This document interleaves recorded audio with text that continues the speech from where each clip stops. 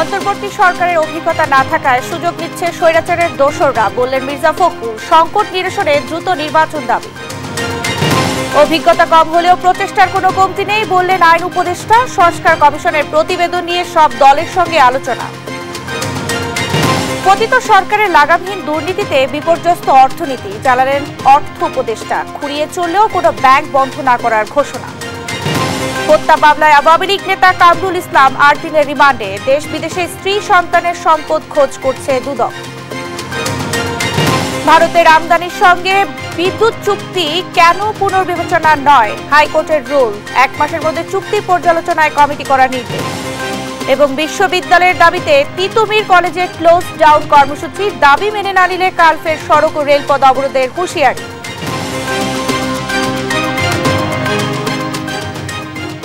দেখছিলেন শিরোনাম সংবাদ দুপুরে, সঙ্গে আছি আমি শারমিন নাজরী। অন্তর্বর্তী সরকারের রাজনৈতিক অভিজ্ঞতা কম থাকায় আওয়ামী লীগের দোসররা দেশের স্থিতিশীলতা নষ্টের সুযোগ পাচ্ছে বলে দাবি করেছেন বিএনপি মহাসচিব মির্জা ফখরুল ইসলাম আলমগীর।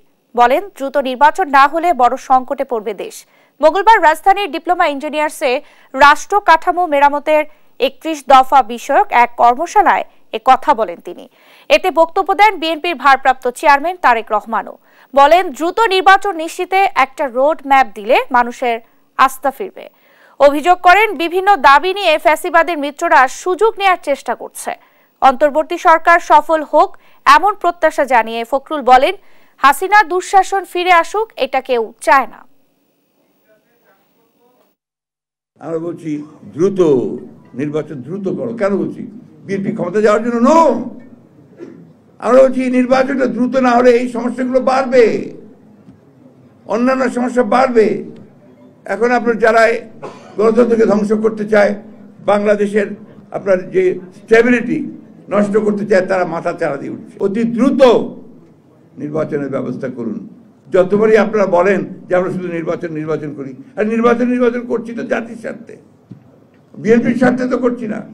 আর সংস্কারের প্রস্তাব তো আমরা দিয়েছি, ওটা দেখেন কোনটা নেবেন, কোনটা নেবেন না।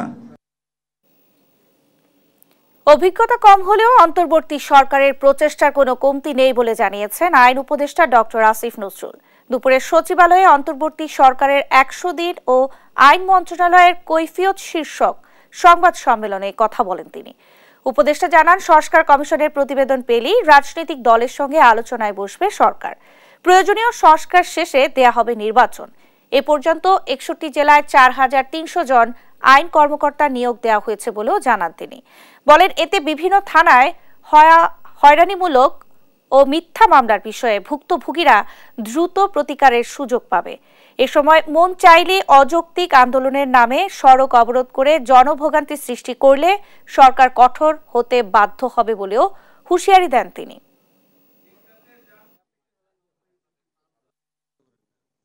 বাংলাদেশের প্রধান বিচারপতি সহ আপিল বিভাগে 5 জন বিচারপতি, হাইকোর্ট বিভাগে 23 জন বিচারপতি এবং অধস্তন আদালতে 109 জন বিচারক নিয়োগে সাচিবিক সহায়তা দেওয়া হয়েছে। বাংলাদেশের 61 জেলায় ইতিমধ্যে 4300 জন আইন কর্মকর্তা নিয়োগ প্রদান করা হয়েছে। আন্তর্জাতিক অপরাধ ট্রাইব্যুনাল পুনর্গঠন করেছি আমরা, এটা আপনারা জানেন, এটা আমাদের অন্যতম প্রধান এজেন্ডা ছিল। এরপর চিফ প্রসিকিউটর সহ 11 জন প্রসিকিউটরকে নিয়োগ প্রদান করা হয়েছে। এছাড়া স্পেশাল প্রসিকিউটরাল অ্যাডভাইজার হিসাবে বিদেশি এবং দেশি বিশেষজ্ঞ পর্যায়ের আইনজীবীরা নিয়োগ প্রাপ্ত হচ্ছেন। 11টাতে সংস্কার কমিশন হয়েছে। এই পুরা জিনিসটার ভেটিং আমরা আইন মন্ত্রণালয় থেকে করেছি। সাইবার সিকিউরিটি অ্যাক্ট বাতিল করে সাইবার সুরক্ষা আইন যেটা করা হবে, সেটা ড্রাফটটা আমরা করে দিয়েছি। কোনো অন্যায় করি নাই, ভুল করতে পারি, যোগ্যতা আমার কম থাকতে পারে, অভিজ্ঞতা কম থাকতে পারে, কিন্তু প্রচেষ্টা কোনো কম ছিল না। কিছু ব্যাংকের অবস্থা ভালো হলেও কয়েকটি খুঁড়িয়ে চলছে। পরিস্থিতি যাই হোক, বন্ধ করা হবে না কোনো ব্যাংক। মঙ্গলবার সকালে সচিবালয়ে এক সংবাদ সম্মেলনে এসব কথা বলেন অর্থ উপদেষ্টা ডক্টর সালেউদ্দিন আহমেদ। আওয়ামী লীগ সরকার দুর্নীতির কারণে অর্থনীতি বিপর্যস্ত উল্লেখ করে তিনি বলেন, বাজেটে ব্যয় কমানোর উদ্যোগ নেওয়া হয়েছে। অপ্রয়োজনীয় এবং রাজনৈতিক বিবেচনায় নেওয়া প্রকল্পগুলো খতিয়ে দেখা হচ্ছে বলেও জানান অর্থ উপদেষ্টা। এই যে অনেকের যে কম্পিটিশন, কারো কারো পার্সোনাল আর কারো জেনারেল, আমরা বলি জেনারিক, সর্বব্যাপী, যে ডেফিনেটলি আলুর দাম ওভারঅল বেড়েছে, পেঁয়াজের দাম, পেঁয়াজ আবার প্রবলেম পৌঁছে গেছে, তাই না? আজ থেকে ইন্ডিয়ান অনেক অনেক পেশেন্ট বেনিফিট আছে, কিন্তু আমি বলছি আরো যদি উনি যে একটা টাইম ফ্রেম করে দেয় যে 3 মাস আপনার শুধু অর্থনীতি হিসেবে এটা চিফ জাস্টিসের এটা আমরা চেষ্টা করছি। ভারতের আদানি গ্রুপের সঙ্গে আওয়ামী লীগ সরকারের বিদ্যুৎ কেনার চুক্তি নিয়ে প্রশ্ন তুলেছেন হাইকোর্ট। যাচাই বাছাই করার জন্য একটি তদন্ত কমিটি গঠনের নির্দেশ দেন আদালত। একই সঙ্গে দেশের স্বার্থ বিরোধী এই চুক্তি ন্যায্যতা ও সমতার ভিত্তিতে সংশোধন না করলে চুক্তি কেন বাতিল করা হবে না তা জানতে চেয়ে রুল জারি করেন আদালত। মঙ্গলবার বিচারপতি ফারহা মাহবুব ও বিচারপতি দেবাশিস রায় চৌধুরীর হাইকোর্ট বেঞ্চ এ বিষয়ে করা একটি রিটের উপর প্রাথমিক শুনানি শেষে এসব আদেশ দেন। রিটকারী আইনজীবী হাইকোর্টের শুনানিতে বলেন, এই চুক্তিতে বাংলাদেশের কোনো স্বার্থ রক্ষা করা হয়নি, আদানির স্বার্থ দেখা হয়েছে। এটি প্রতারণামূলক একটি চুক্তি বলেছেন আইনজীবীরা। পরে 1 মাসের মধ্যে একটি বিশেষজ্ঞ কমিটি গঠন করে 2 মাসের মধ্যে প্রতিবেদন হাইকোর্টে দাখিল করতে নির্দেশ দিয়েছেন। দেশের স্বার্থেই আদানি চুক্তি পর্যালোচনা করা দরকার বলে মন্তব্য করেন হাইকোর্ট। আজকে মহামান্য হাইকোর্ট বিভাগ আমাদেরকে শুনেছেন, রাষ্ট্রপক্ষকেও শুনেছেন, শুনে একটা রুল ইস্যু করেছেন যে অসম এবং অন্যায্য বাংলাদেশের স্বার্থের পরিপন্থী এই চুক্তিটা বাতিল করার জন্য কেন নির্দেশনা প্রদান করা হবে না, এই মর্মে রুল ইস্যু করেছেন। একটা কমিটি গঠন করতে নির্দেশ দিয়েছেন, হাই পাওয়ার্ড কমিটি। সেইখানের মধ্যে জ্বালানি বিশেষজ্ঞ থাকবেন, আন্তর্জাতিক খ্যাতিসম্পন্ন, এবং আন্তর্জাতিক খ্যাতিসম্পন্ন আইন বিশেষজ্ঞ থাকবেন, যারা এই চুক্তিটির সব টার্মস এন্ড কন্ডিশনস আমাদের দেশের স্বার্থ পরিপন্থী কি কি আছে সেইগুলা বিশ্লেষণ করে আদালতের কাছে 2 মাসের মধ্যে একটা রিপোর্ট জমা দিবেন। হত্যা মামলায় সাবেক খাদ্যমন্ত্রী ও আওয়ামী লীগের সভাপতি মণ্ডলীর সদস্য কামরুল ইসলামের 8 দিনের রিমান্ড মঞ্জুর করেছেন আদালত। সকালে ঢাকার অতিরিক্ত চিফ মেট্রোপলিটন ম্যাজিস্ট্রেট জিয়াদুর রহমানের আদালত এই রিমান্ড মঞ্জুর করেন। বৈষম্য বিরোধী আন্দোলনের রাজধানী নিউ মার্কেট এলাকায় ব্যবসায়ী আব্দুল ওয়াদুদকে গুলি করে হত্যা মামলায় সোমবার রাতে তাকে গ্রেফতার করা হয়। এদিকে কামরুল ইসলাম এবং তার স্ত্রী সন্তানের নামে থাকা দেশে বিদেশে বিপুল পরিমাণ অবৈধ সম্পদের খোঁজে ইতোমধ্যে অনুসন্ধানে নেমেছে দুর্নীতি দমন কমিশন।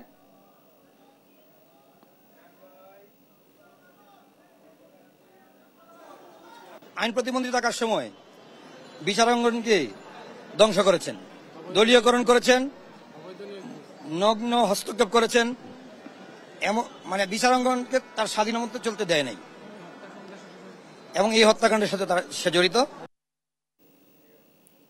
ওয়ার্কশপে কাজ করতে গিয়ে 3 বছর আগে হাত হারানো ব্রাহ্মণবাড়িয়ার 13 বছর বয়সী শিশু নাইম হাসানকে 30 লাখ টাকা ফিক্সড ডিপোজিট করে দিতে হাইকোর্টের রায় বহাল রেখেছেন আপিল বিভাগ।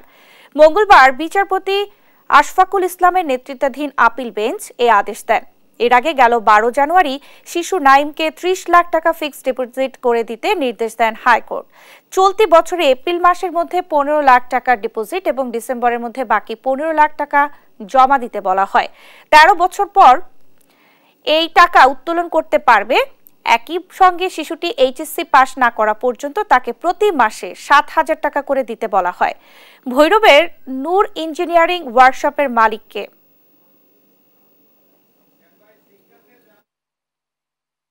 সে অ্যাবেল থাকা সত্ত্বেও সে নানাবিধভাবে কূটকৌশল করে এই ছেলেটিকে তার পাওনা থেকে বঞ্চিত করেছে। যদিও যৎসামান্য অ্যাওয়ার্ড ছিল, যৎসামান্য ক্ষতিপূরণ ছিল তার জীবন এবং তার পেইন, তার যন্ত্রণার তুলনায়। আমরা আশা করি আজকে তার অ্যাপিল ডিসমিসের মাধ্যমে এই ইয়াকুব আর কোনো ছলছাতুরির আশ্রয় নেবে না। সে এই ছেলেটির ক্ষতিপূরণ যথাযথ নির্দেশনা মোতাবেক দিবেন এবং মাসে 7,000 করে তার পড়ালেখার খরচ চালাবেন, এটি আমরা আজকে প্রত্যাশা করি। সুন্নতে খতনার সময় শিশু আয়ান আহমেদের মৃত্যুর ঘটনা তদন্তে 8 মাসেও প্রতিবেদন দাখিল না করায় উষ্মা প্রকাশ করেছে হাইকোর্ট। একই সঙ্গে আগামী 12 জানুয়ারির মধ্যে প্রতিবেদন দেওয়ার নির্দেশ দেওয়া হয়েছে। মঙ্গলবার বিচারপতি ফারহা মাহবুব ও বিচারপতি দেবাশিস রায় চৌধুরীর হাইকোর্ট বেঞ্চ এই আদেশ দেন। এর আগে গেল 29 জানুয়ারি স্বাস্থ্য অধিদপ্তরের তদন্ত কমিটির রিপোর্টকে লোক দেখানো ও হাস্যকর বলে মন্তব্য করেছিলেন হাইকোর্ট। গেল 8 জানুয়ারি রাজধানী ইউনাইটেড হাসপাতালে লাইফ সাপোর্টে থাকা অবস্থায় শিশু আয়ান মারা যায়। 2023 সালের 30 ডিসেম্বর বাড্ডার সাতারকুলের এই হাসপাতালটিতে আয়ানের সুন্নতে খতনা করা হয়। তখন তাকে অ্যানেস্থেসিয়া দিয়ে অজ্ঞান করা হয়, কিন্তু তার আর জ্ঞান ফেরেনি।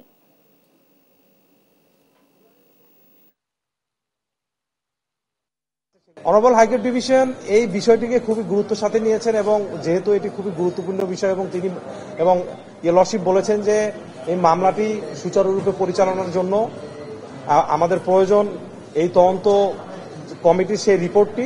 তো আগামী 12/1/2025 অর্থাৎ 12ই জানুয়ারি 2025 তারিখে এই রিপোর্টটি সাবমিটের জন্য মহামান্য হাইকোর্ট ডিভিশন সেই তদন্ত কমিটিকে গাইডলাইন দিয়েছেন। তিতুমির কলেজকে বিশ্ববিদ্যালয়ে রূপান্তরে কমিশন গঠনের দাবি মেনে না নিলে আগামীকাল ফের সড়ক ও রেলপথ অবরোধ কর্মসূচি দেওয়ার হুঁশিয়ারি দিয়েছেন শিক্ষার্থীরা। মঙ্গলবার সকাল থেকেই পূর্ব ঘোষিত ক্লোজ ডাউন তিতুমির কর্মসূচি পালন করছেন তারা। কলেজের ভেতরে ক্লাস বর্জন করে বিক্ষোভ জানান শিক্ষার্থীরা। এ নিয়ে কলেজ ক্যাম্পাসে ব্যাপক সংখ্যক পুলিশ মোতায়েন করায় ক্ষিপ্ত হন আন্দোলনকারীরা। পরে তোপের মুখে ক্যাম্পাসের বাইরে অবস্থান নেয় পুলিশ।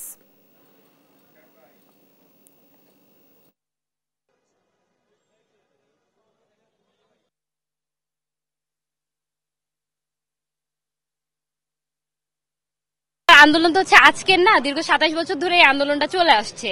তো অনেকেই বলছে, আমি হচ্ছে তাদের কোনো ভুল ধরছি না, হয়তোবা তারা জানে না, তাদের এতটুকু জেনে নেওয়া উচিত যে এটা আন্দোলনটা আজকের না, 27 বছর ধরে এই আন্দোলনটা চলে আসছে। মেয়েদের হচ্ছে 3টা হল আছে, তারপর ছেলেদের 2টা হল আছে, একটা হচ্ছে বনানীতে 2টা ক্যাম্পাসের ভিতরে, আর হচ্ছে 9টি যাতায়াত করার ব্যবস্থা আছে, যেমন বাস আছে বিভিন্ন। তারপর হচ্ছে যে আমাদের যে শিক্ষার মান অনেক ভালো হয়, আর স্টুডেন্টও যথেষ্ট পরিমাণ স্টুডেন্ট আছে। মানে একটা বিশ্ববিদ্যালয়ের দাবিতে যতটুকু ফেসিলিটিস দরকার সবগুলো আমাদের তিতুমির কলেজে আছে। বিভিন্ন সময় আমাদের পরীক্ষা, আমাদের হচ্ছে ক্লাস নিয়ে অনেক ধরনের সমস্যা ফেস করতেছে। আমাদের 22টা ডিপার্টমেন্ট আছে আমাদের ক্যাম্পাসে, সব আলাদা আলাদা ডিপার্টমেন্ট, কিন্তু টিচার পর্যাপ্ত পরিমাণে টিচার নেই। এটা হচ্ছে আমাদের যদি নিজস্ব ক্যাম্পাস মানে নিজেরা যদি পরিচালনা করতাম, স্বতন্ত্র হতো, তাহলে আমরা আমাদের মতো করে পরিচালনা করতে পারতাম।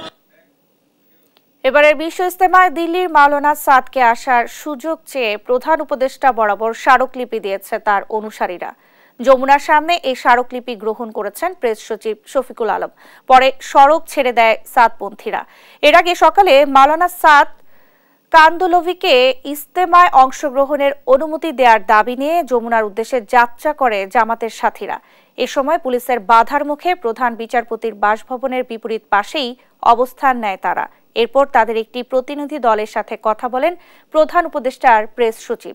এ সময় মুরব্বীরা সরাসরি ডক্টর ইউনূসের সাথে দেখা করতে চাইলে প্রেস সচিব তাদের বার্তা গুরুত্ব সহকারে পৌঁছে দেওয়ার আশ্বাস দেন। এতে সন্তুষ্ট হয়ে অবস্থান কর্মসূচি ত্যাগ করেন সাদপন্থীরা।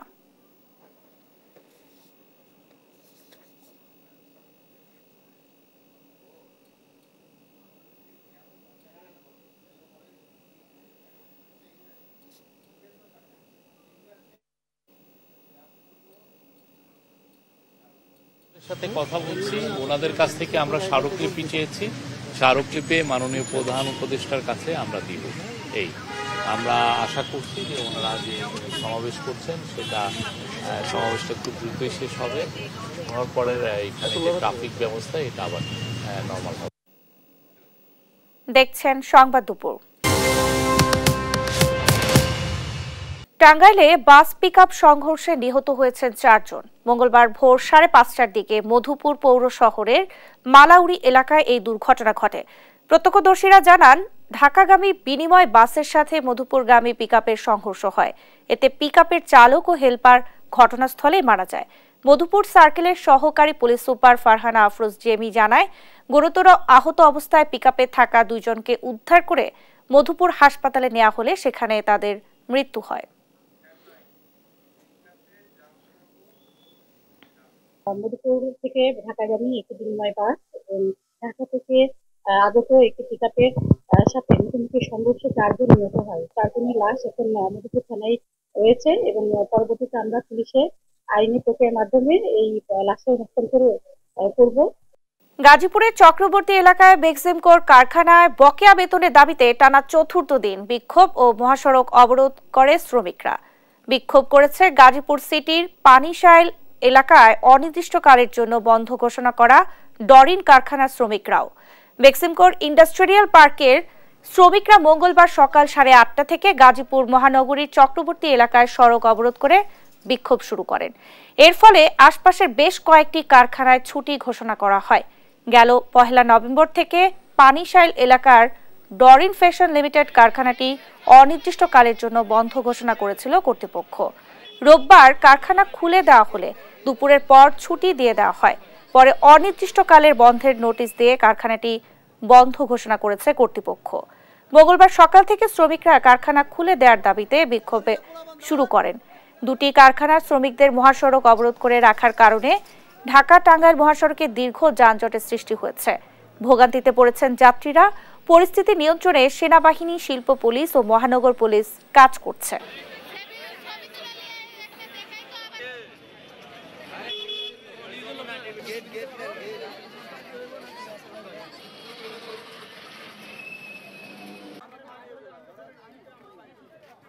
কিন্তু রাস্তায় থাকতে চাই না, আমাদেরকে খুলে দেখ ফ্যাক্টরি, আমরা ভিতরে কাজ করবো, ঠিক আছে, ভালোভাবে। ফ্যাক্টরি অনির্দিষ্টকালের জন্য বন্ধ দেওয়া হয়েছে। ফ্যাক্টরি যদি খুলে দেয় আমরা কাজে চলে যাবো। এর মধ্যে কিছু সংখ্যক লোক যারা অন্যায়ের বিরুদ্ধে কথা বলতো তাদেরকে লিস্ট করে টাকা পয়সা দিয়ে বাইর করে দেওয়া হয়েছে। তাদের দাবি যে এই স্টাফগুলোর বাইর করে দেওয়া হয়েছিল, এগুলো যাতে আর ঢুকতে না পারে, তাদের কারণে ফ্যাক্টরিতে এত ঝামেলা। দেখছেন সংবাদ দুপুর। যুক্তরাষ্ট্রের যুদ্ধবিরতির প্রস্তাবে সম্মতি জানিয়েছে লেবানিজ সরকার ও সশস্ত্র সংগঠন হিজবুল্লাহ। তবে প্রস্তাবটি নিয়ে আলোচনায় শিগগিরই বৈরুতে আসছেন বাইডেনের দূত। এই যখন পরিস্থিতি, তখন লেবাননের চরম অনিশ্চয়তায় দিন কাটছে দেশটিতে থাকা বাংলাদেশিদের। বিস্তারিত জানাচ্ছেন রায়হান কবির শুভ্র। গাজার পাশাপাশি লেবাননেও ভয়াবহ হামলা চালাচ্ছে ইসরায়েল। প্রাণ হারাচ্ছেন নিরীহ এবং বেসামরিক লোকজন। চলমান উত্তেজনার মধ্যেই দেশটিতে যুদ্ধবিরতির একটি প্রস্তাব দিয়েছে যুক্তরাষ্ট্র। তাদের এই প্রস্তাবে সম্মত হয়েছে লেবাননের প্রতিরোধ যোদ্ধা হিজবুল্লাহ। স্থানীয় সময় মঙ্গলবার বার্তা সংস্থা রয়টার্সকে এ তথ্য জানান লেবাননের এক শীর্ষ কর্মকর্তা। পার্লামেন্টের স্পিকার নাবি বেরির সহকারী আলী হাসান খলিল বলেন, সোমবার মার্কিন রাষ্ট্রদূতকে তাদের বক্তব্য লিখিত আকারে উপস্থাপন করেছে লেবানন। আলোচনা চালিয়ে যেতে হোয়াইট হাউসের দূত আমোস হোস্টেইন বৈরুতে যাচ্ছেন বলেও জানান তিনি। যুদ্ধবিরতি নিয়ে লেবানন ইতিবাচকভাবে লিখিত আকারে তাদের বক্তব্য উপস্থাপন করেছে। আমরা যেসব মন্তব্য পেশ করেছি তা জাতিসংঘের রেজলিউশনের 1701-এর সব বিধানের সঙ্গে সুনির্দিষ্ট আনুগত্য নিশ্চিত করে। লেবাননের পক্ষ থেকে যুদ্ধবিরতিতে সম্মতির কথা জানানো হলেও এ বিষয়ে ইসরায়েলের তাৎক্ষণিক কোনো মন্তব্য পাওয়া যায়নি। তবে যুদ্ধবিরতি চুক্তি হলেও হিজবুল্লাহর বিরুদ্ধে ইসরায়েলের সামরিক অভিযান চালিয়ে যাওয়ার কথা জানিয়েছেন দেশটির প্রধানমন্ত্রী বেনিয়ামিন নেতানিয়াহু। দেশটির উত্তরাঞ্চলের নিরাপত্তা নিশ্চিত করতে সশস্ত্র গোষ্ঠীটির বিরুদ্ধে আক্রমণ চালিয়ে যাবেন আমাদের সেনারা। যুদ্ধবিরতির এমন আলোচনার মধ্যেই সোমবার বৈরুতে বিমান হামলা চালিয়েছে ইসরায়েল। এতে হতাহত হন অনেকেই। পাল্টা হামলা চালিয়েছে হিজবুল্লাহ। সোমবার ইসরায়েলি জরুরি পরিষেবা এবং নিরাপত্তা বাহিনীর একটি ঘাঁটিতে আঘাত হানে হিজবুল্লাহর রকেট। এতে আহত হন 4 ইসরায়েলি সেনা। লেবাননে ইসরায়েলের সামরিক আগ্রাসনের মধ্যে চরম অনিশ্চয়তার মধ্যে দিন কাটাচ্ছেন দেশটিতে থাকা বাংলাদেশিরা। ইতিমধ্যে লেবাননের দক্ষিণ অঞ্চল থেকে তাদের কর্মস্থল ছেড়েছেন প্রায় 3000 বাংলাদেশি। ইসরায়েলি হামলায় এ পর্যন্ত অন্তত 7 বাংলাদেশি আহত হওয়ার কথা জানা গেলেও এখনও কোনো মৃত্যুর খবর পাওয়া যায়নি। রায়হান কবির শুভ্র, নিউজ ডেস্ক, দেশ টিভি। নিউজিল্যান্ডে মাউরি বিলের বিরোধিতায় এবার সংসদ অভিমুখে যাত্রা করেছে হাজার হাজার মানুষ। এ সময় ঐতিহ্যবাহী হাকা নৃত্যের তালে তালে সংসদ অভিমুখে যাত্রা করে বিক্ষুব্ধ জনতা। মাউরি জাতির অধিকার কেড়ে নেওয়া সংক্রান্ত বিতর্কিত বিলের বিরুদ্ধে 9 দিনের বিক্ষোভ কর্মসূচির শেষতম দিনেও হয় এই কর্মসূচি। লোকারণ্যে পূর্ণ হয়ে উঠে সংসদ এলাকা। বিস্তারিত থাকছে নাসরিন আক্তারের রিপোর্টে। এ যেন এক ভিন্নধর্মী প্রতিবাদ। ঐতিহ্যবাহী হাকা নৃত্যের তালে তালে চলছে যাত্রা, লক্ষ্য সংসদ অভিমুখে। এ দৃশ্য নিউজিল্যান্ডের ওয়েলিংটনের রাস্তায়। বেশ কিছুদিন ধরে বিতর্কিত বিল নিয়ে উত্তপ্ত নিউজিল্যান্ড। লিবার্টেরিয়ান অ্যাক্ট পার্টি সংসদে প্রাচীন মাউরি জাতির অধিকার কেড়ে নেওয়া সংক্রান্ত বিতর্কিত বিলটি উত্থাপন করলে সারা দেশ জুড়ে শুরু হয় বিক্ষোভ, যা 9 দিনের কর্মসূচির শেষতম দিনে এসে রূপ নিয়েছে গণবিক্ষোভে। এ সময় বিক্ষোভকারীদের গায়ে ছিল মাওরি জাতির ঐতিহ্যবাহী পোশাক, উড়ছিল লাল, সাদা ও কালো 3 রঙের মিশেলের মাওরি পতাকাও। নাচের তালে তালে গাওয়া হয় গানও। উৎসব মুখর পরিবেশে রূপ নেয় এ আন্দোলন। মাওরিরা এদেশে অনেকদিন ধরেই আছে। এতদিন সংসদে যে আইনগুলো পাশ করা হয়েছিল তার অনেক কিছুই মাওরিদের জন্য পর্যাপ্ত ছিল না, এবং আজকের দিনে মাওরি ও ব্রিটিশ ক্রাউনদের মধ্যে স্বাক্ষরিত চুক্তির কথা স্মরণ করিয়ে দেওয়া হচ্ছে, যা আদিবাসী জনগণেরও ভিত্তি। বিক্ষোভ কর্মসূচি ঘিরে জোরদার করা হয় নিরাপত্তা ব্যবস্থাও। পুলিশ জানায় সংসদ এলাকা লোকারণ্যে পূর্ণ হয়ে যায়। এ বিক্ষোভে অন্তত 35,000 মানুষ অংশ নেবে বলে ধারণা করা হচ্ছে। জনতা সংসদ এলাকায় পৌঁছালে মিছিলটির দৈর্ঘ্য 2 কিলোমিটার ছাড়িয়ে যায়। এসবের কি অর্থ আছে? আমাদের ওয়েতাঙ্গের চুক্তিটা আছে, তাহলে কেন এত কিছু? আমরা কেন আরেকটি বিল করছি যখন আমাদের কাছে ইতিমধ্যে একটি মূল নথি আছে? ব্রিটিশ উপনিবেশের সময় 1840 সালে নিউজিল্যান্ডের উত্তর দ্বীপের মাওরি প্রধানদের মধ্যে একটি চুক্তি স্বাক্ষরিত হয়, যা ওয়েতাঙ্গির চুক্তি নামে পরিচিত। নাসরিন আক্তার, নিউজ ডেস্ক, দেশ টিভি। রাশিয়ার আক্রমণের 1000তম দিন পার করছে ইউক্রেনবাসী। সাংস্কৃতিক রাজধানী শহর লাবিবে নিয়ে যাওয়া হচ্ছে নিহত সৈন্যদের মরদেহ। যুদ্ধ শুরুর প্রথম দিকে ইউক্রেনের বাসিন্দারা অনেকটাই সহজভাবে নিয়েছিল রাশিয়ার আগ্রাসন, কিন্তু 2 বছর পরও যখন বন্ধ হচ্ছে না এই যুদ্ধ, তখন জরিপ বলছে শান্তির জন্য নিজ ভূখণ্ড ছাড়তে রাজি বাসিন্দারা। নাসরিন আক্তারের আরও একটি রিপোর্ট। করুণ সুর বাজছে লাভিভ শহরে। এ যেন স্বজন হারানোর বেদনারই করুণ আর্তনাদ। অ্যাম্বুলেন্সে নিয়ে যাওয়া হচ্ছে নিহত সেনা সদস্যদের মরদেহ। চলছে শেষকৃত্যের প্রস্তুতি। এ সময় রাস্তায় বেজে ওঠে করুণ সুর। বাজাচ্ছেন এক বাদক, অন্যরা সড়কে দাঁড়িয়ে সুর শুনে হচ্ছেন সমব্যথী। কেউ বা হাঁটু গেড়ে শ্রদ্ধা জানান শহীদদের, যাদের কেউ কেউ এরই মধ্যে যুদ্ধে হারিয়েছেন তার নিকটাত্মীয়কে। এ চিত্র ইউক্রেনের লাভিভ শহরের। সাংস্কৃতিক রাজধানী নামে যার সুখ্যাতি, শহরটির সামরিক সমাধি ক্ষেত্রে 2022 সালের ফেব্রুয়ারির পর নতুন করে আরো 570টি কবর খোঁড়া হয়। এখনো বেশ কিছু জায়গায় সমর যুদ্ধে লিপ্ত ইউক্রেন রাশিয়া সৈন্য। যুদ্ধ শুরুর প্রথম দিকে রাশিয়ার এই আগ্রাসনকে অনেকটা সহজভাবে নিয়েছিল ইউক্রেনের বাসিন্দারা। আমি প্রথমে ভেবেছিলাম 1991 সালের মতো কোনো ব্যর্থ অভিযান হবে এবং এটি বেশি দিন স্থায়ী হবে না। যতক্ষণ না পর্যন্ত বহির্বিশ্ব আমাদের সমর্থন দিচ্ছে ততক্ষণ পর্যন্ত এটি স্থায়ী হবে না। কিন্তু যুদ্ধের কলেবর বাড়ার সাথে সাথে ভুল ভাঙে ইউক্রেনবাসীর। বুঝতে পারে খুব শিগগিরই থামছে না এই যুদ্ধ। এরই মধ্যে একের পর এক বাড়ছে রাশিয়ার আগ্রাসনের মাত্রা। ক্রেমলিনের সৈন্যরা 1 বছরের মধ্যে সবচেয়ে দ্রুত সামনে আগাচ্ছে। এরই মধ্যে দখল করেছে গ্রামের পর গ্রাম, নিয়ন্ত্রণ নেয় শিল্পোন্নত অঞ্চল ডনবাসেরও। এটি খুব দ্রুতই বন্ধ হচ্ছে না। তারা সাময়িক যুদ্ধবিরতিতে যেতে পারে, কিন্তু আবার সবকিছু আমাদের সন্তান ও নাতি নাতনিদের ওপর পড়বে। এর সমাপ্তির জন্য আমাদের তাই করতে হবে যা পোল্যান্ড ও সব ইউরোপিয়ান দেশ করেছিল। তারা সামরিক জোট ন্যাটোর সদস্য হয়েছিল এবং এতে তারা নিশ্চয়তা পেয়েছিল। কিন্তু যুক্তরাষ্ট্রের নবনির্বাচিত প্রেসিডেন্ট ডোনাল্ড ট্রাম্পের ইউক্রেনের সামরিক সহায়তা কমানোর ঘোষণায় নতুন চাপ সৃষ্টি হয় জনমনে। কিয়েভ ইন্টারন্যাশনাল ইনস্টিটিউট অফ টেকনোলজির সাম্প্রতিক এক জরিপে উঠে এসেছে নতুন তথ্য। ইউক্রেনের 32% বাসিন্দাই শান্তির জন্য নিজেদের ভূখণ্ড রাশিয়ার হাতে ছেড়ে দিতে প্রস্তুত। আমরা আর কোনো অশ্রু দেখতে চাই না। ইউক্রেনের মানুষ ছাড়া ইউক্রেন থাকবে না। তাই কোনো এক চুক্তিতে এসে এখনই এ যুদ্ধ বন্ধ হওয়া জরুরি। এমনকি যদি কিনা আমাদের কোনো ভূখণ্ড বিসর্জন দিতে হয়, এটাই ভালো হবে, কারণ আমরা আর কোনো মৃত্যু দেখতে চাই না। এখন পর্যন্ত যুদ্ধে মারা যায় ইউক্রেন রাশিয়ার বহু সৈন্য। নাসরিন আক্তার, নিউজ ডেস্ক, দেশ টিভি। দেখছেন সংবাদ দুপুর।